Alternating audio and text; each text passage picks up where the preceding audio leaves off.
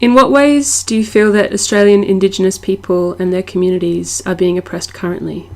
Say social oppression. It's the stigma is created around, especially around the white supremacist pages. Quite a few that I follow online. I've been locked up twice just for being black by Queensland Police. You're walking down the street and they just stop you and they search you and they question you because, like, you know, I'm obviously an Aboriginal person. It's very prevalent in police custody, for sure. The amount of deaths in custody that we've had just isn't stopping. They had an apology for the stolen generation like 10 years ago last week. Yep. But still Aboriginal children are being taken away from their parents. And what do you think are some societal attitudes towards Indigenous people, and how do you think these attitudes towards Indigenous Australians have been formed in the first place? Attitudes towards Indigenous people have pretty much stayed consistent up till, well, at least since we've had our human rights. The only progression is that since Centrelink and such has come through, that we somehow are able to get free cars, free houses, free education, when none of that's actually true. A big part of it is a lack of education. You know, the kids are growing up listening to what their parents have told them, and they've never met an Aboriginal person, so they believe what their parents are telling them. They're poorly educated, they're lazy, they don't work, which is completely untrue, especially for my family. How do you think these attitudes affect Indigenous people today? Trying to find available education, trying to get loans to start a business, just go about your life every step of the way. There is some societal impact that hinders Indigenous people.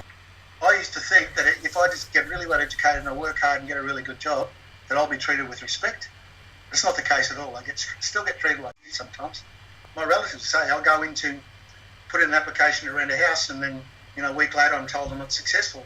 I send my white friend in and they're successful straight away. Every year there's more and more black youths taking their own lives because just the hardships that they face just for existing. From social behaviours come political behaviours and economics. Yeah.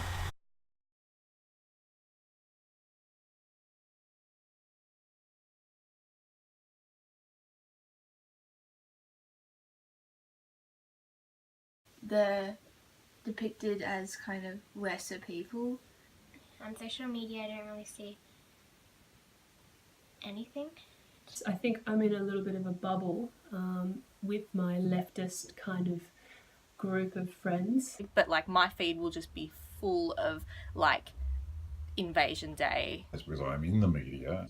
I'm exposed to a lot of great Indigenous stories in my position. I see it's a problem that still needs to be solved, but I also see really strong Indigenous voices as well. I personally haven't met a lot of Indigenous people. Well, at my old school, Aboriginal people came in and they talked to us, and we met so many people, and they're so kind and generous. I've gotten to know some Indigenous people and gone to stay on country with them. Not a whole lot, no. Like seeing them when I go to Queensland, but it's not positive, you know, see them in the street and stuff. In my hometown in Narrandera, I was barely aware of the Indigenous people. I've become much more educated about Indigenous Australian through my work in the ABC. Personally, I had zero contact. I don't remember one Aboriginal person that I went to school with. So it wasn't until in the last 10 years that I actually understood what Original Australia was all about.